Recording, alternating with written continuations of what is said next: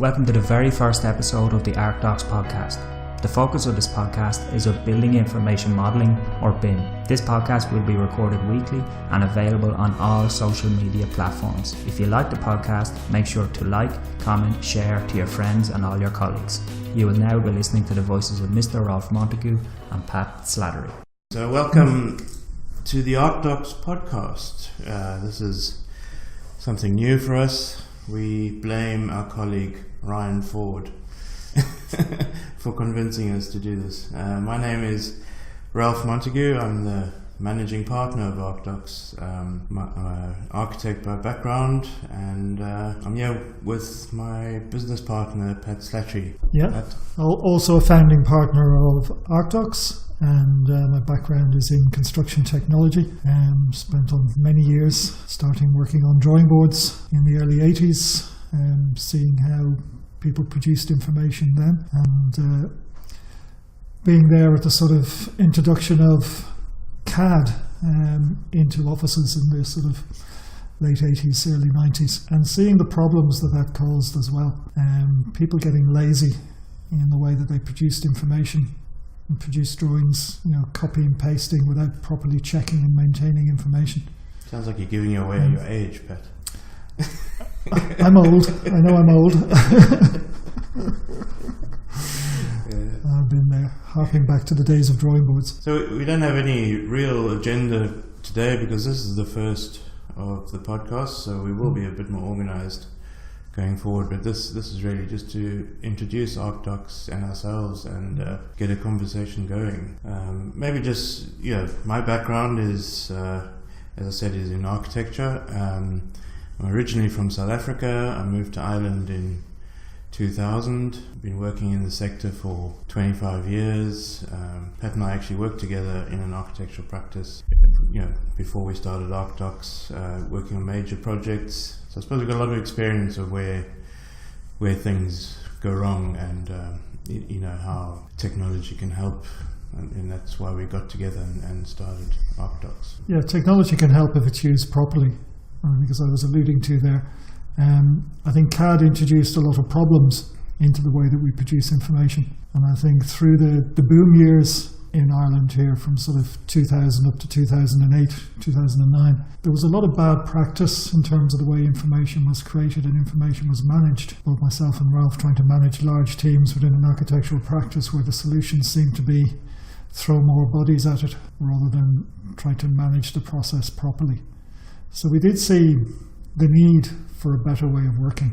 So would you say that's what kind of brought us together, was this kind of idea that there must be a better way of doing this? We were exploring BIM. This is many years ago, but it's over 10 years ago. We were was it even called BIM then? I'm not sure, but it was information modelling and 3D modelling. Yeah, I mean originally it was to see how, from my point of view, to see how we could produce better information, better drawings for projects, coordinated information, coordinated drawings, and try to cut out all of the manual checking of drawings to make sure that plans and elevations match, that sections are taken through the same building even in a set of drawings. Finding better ways to do that. It's developed a bit beyond that since we started ArcDox, but I think that's probably where I started anyway. Yeah, so I suppose the reason we're doing this podcast is part of this exploring new technologies and ways of sharing ideas and reaching more people with some of the things we've learned over the last 10 years and getting a conversation going. I think it's fair to say we feel like the adoption of BIM has been quite slow over the last 10 years.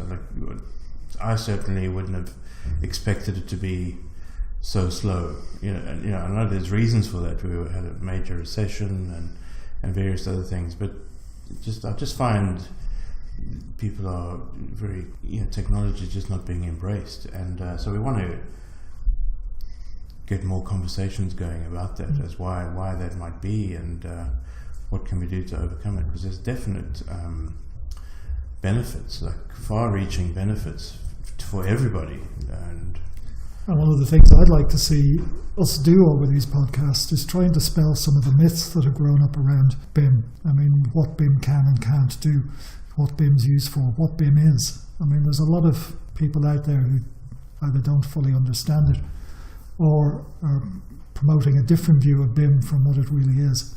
So to try and get a clearer, definition of what it is and how people can use it and the benefits that people can get out of it. Like the building industry, for me anyway, is fascinating. It's, like buildings impact on everybody. Like, so we work in buildings, we live in buildings, society is made up of built infrastructure, not only vertical buildings, but roads, waterways, bridges, and what we've achieved through building is incredible.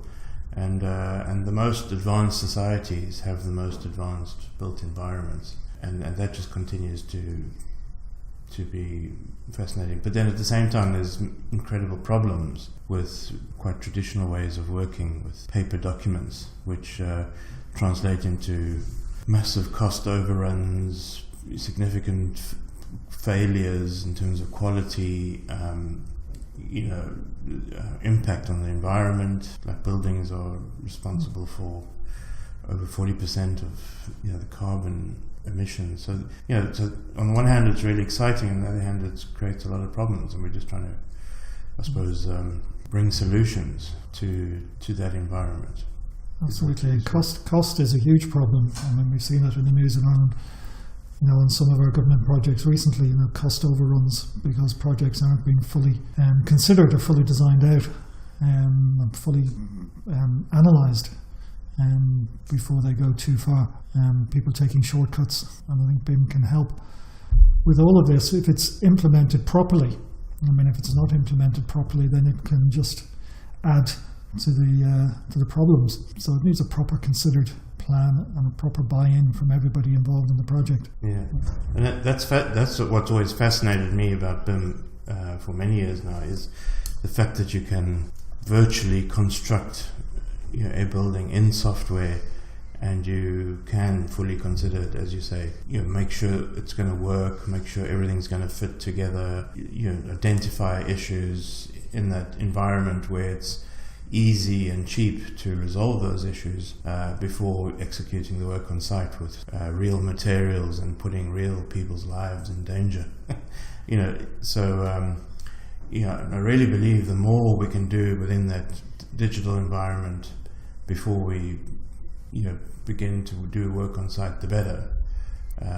There's lots of obstacles around that, but that's the general principles: build the building twice. I suppose, and that's why we started ArcDox. We realized that many people didn't think like that, and also we felt people would need help with implementing the technology, and so we decided to focus what we do on providing advice and support, and then coupled with that, training and even production resources to inject a level of technology into building projects. That's what drives me. That's what excites me about. To start with, we were, our focus was on, sort of because of our background on architecture and design, part of the design process. But it very quickly became clear that everyone in the industry needed to understand BIM and to get engaged in BIM. So our client base and our reach is sort of right across the industry now, from contractors to clients to developers, building owners, designers, and it's getting all of those people around the table and getting all of those people involved in the BIM process that starts to make it much more exciting. Yeah, I suppose on the one hand, all of this stuff is exciting, but then there's a frustration as well when you come across people who just don't want to change. They just want to hang on to sort of old and outdated ways of working, and they don't want to sort of consider the impact that the work that they do might have on other people, and even down the line when it comes to exchanging information and how people are able to use and process that information. So so there's I think we probably didn't. I think it's fair to say, Pat, we didn't start out as an organisation who wanted to educate people, but what we found as we brought these ideas to the market is that almost you could say the majority of the market were not thinking in this way of improving design and construction and even the operations of building. And so we ended up having to explain to a lot of people why this was important, and what the impact was going to be and for everybody, and what the benefits were, and so we got into a lot more education, I suppose, than we thought we might. Yeah. I mean, a lot of what we do, what we've had to do is change management, and to try and get people to change the way that they work and change the way that they think about their role and what they do, which has been challenging. Getting people to change the way they work can be difficult. And trying to make people or enable people to see, why they should change and why it's important to them and to the industry, that they do change. Can be challenging. I think the highlight for me has been some of the support we've been given through various organisations, to support this idea that we had of providing a consultancy service to bring technology and digital processes to the market. So the Royal Institute of Architects, for instance, were one of the first organisations that invited us to speak at their conference. That was back in 2009, I think. The president at the time, Sean O'Leary, fantastic guy, just visionary in the way he thinks as well, gave us the opportunity to present that, and that led to some of the initial engagements with project teams. The Construction IT Alliance, CETA, have been very supportive. I think in 2010 they gave us an opportunity to present at one of their events, and that actually led to quite a long engagement with CETA and BIM becoming quite a central subject in the way CETA has conducted. Which has been quite an important part of getting the message out there. Yeah. Enterprise Ireland have been really supportive, and that has led to development of the National BIM Council, and an Enterprise Ireland bringing a group of private and public sector leaders together to write a roadmap for how construction in Ireland can transition into a digital way of working, and all of this has actually had a lot of impact, I think, on industry, and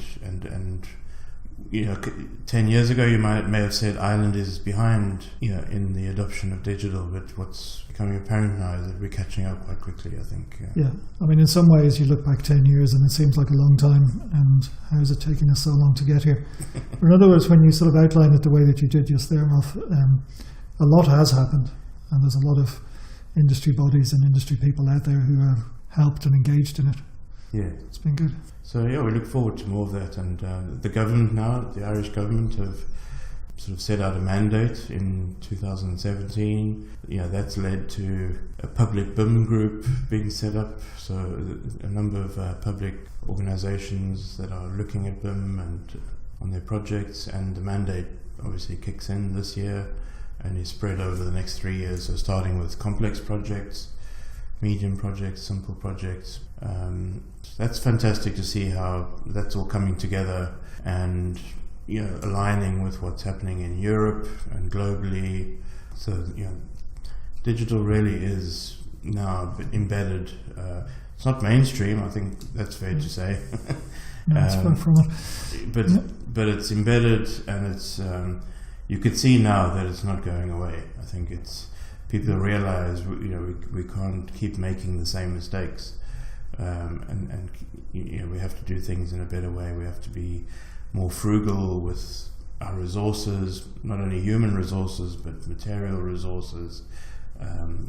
So we have to plan things better. We have to be organised in the way we execute projects. Yeah, I do find on projects now there's a more willingness to engage. There's a more willingness or more capability out there for people to engage.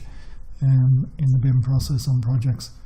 Whereas not too many years back, there would have been huge resistance from teams or just an inability for teams to deliver through BIM. I mean, that's improved a lot in the last few years. And I think what's interesting in what we're doing as consultants is when we join projects, we're bringing that sort of 10 years of experience working on a broad range of projects, as you said, and thinking to a team and to distill very quickly the issues that need to be resolved. And obviously people can try this out themselves and just kind of give it a go, but it's much better if you've got somebody in the team who's been through it a few times and learn from other people's mistakes. Exactly. So so I think where we are participating directly in projects, we've had an impact as well in that there's been projects we've been invited into it that were definitely not going down the road of BIM, and we managed to kind of turn them around, with everybody's support, etc. But I mean, we brought strategies that would help people make sure that BIM was used and was used properly, and it was going to bring value. It wasn't just a box ticking exercise. And then you can stand back and look at other projects where maybe BIM isn't being used, and you can see them going through the usual failure cycles, or you can watch people sort of attempting to do BIM without expert advice, and making mistakes that we made 10 years ago. And when people see it working and working properly, they get very enthusiastic about it, and the whole thing starts to flow and build up its own momentum. I think when people see BIM being implemented badly, they just resist more and more, and it gets harder and harder to encourage people along the road. Yeah, it's always fascinating. I don't know about you. It's always fascinating to see people when you bring them into the model, and so it's like they suddenly understand what they're designing or building or planning to build, and very quickly can see potential issues that may have only been identified months later. Absolutely. So I think most industry professionals, or a lot of industry professionals at least, can't read 2D drawings properly. And 2D drawings don't communicate the design properly. So showing people it in 3D really is hugely beneficial. Yeah. And I don't think people appreciate it, because those moments where people see a potential error in a model, which can then be resolved in the model, which would have saved hundreds of thousands of euros, if that mistake came up later. I don't think people measure that and appreciate the value that BIM brings. So I think often people think BIM is just an exercise that you're doing, and often forget why you're doing it. And it might even be painful if it's the first time you're doing BIM and you're learning. You say, well, why the hell am I doing this? But it's that moment where you've identified a major issue which would have cost the project time or money or both, or cost somebody their lives or whatever, and then people forget to measure that and say, well, that's the reason we were doing. It's not measured because it's sort of built in. It's become part of the way we do business. It's just the waste is accounted for, in the budgets for projects, and nobody actually measures. But we can't continue to do that. Like we can't. We've got to build so many more buildings with population growth and urbanization, and so we can't just continue to waste so much material and so much time. We don't have enough time to build all the buildings we need to build, in the same way we did it 20 years ago. And that's becoming evident now in the way we deliver infrastructure, even in Ireland. We're not delivering enough housing, we're not delivering enough healthcare, we're not delivering enough educational facilities. So there's shortfalls everywhere across. And what we do deliver is costing too much. It's running over budget. It's running over time. It's just a not acceptable way of working. And we're probably one of the most expensive places to build. Just high labour rates, and there's just so many reasons to look at new ways of working, and the evidence that is out there. So BIM has been around for 30 years, and I would say it's been fully matured for at least 20 years. And we can't fix those problems without a radical change to the way the industry works. And BIM is that opportunity, to change the way the industry works and to give a radical change, and radical benefits. It's not just a small tweak to the industry; it's a radical overhaul to the way the industry works. So I think what we're trying to do as a company and with this podcast is we're trying to facilitate and enable others to become more strategic in the way they work, more digital, less wasteful, more productive, and allow them to do that quickly and efficiently.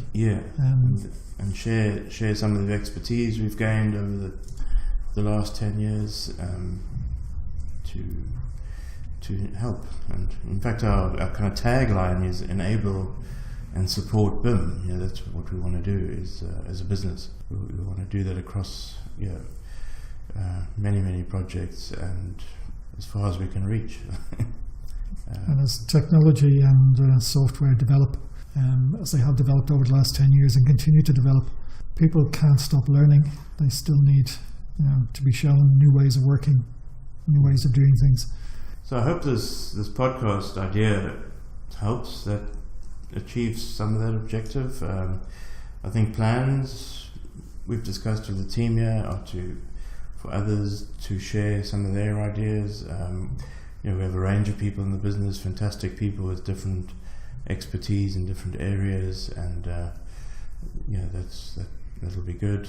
We'll also, I think the suggestion is bring in some industry guests and just in general have a place for people to come and join the conversation about BIM. So it's a hugely exciting area and a hugely encouraging area for the industry to get engaged in.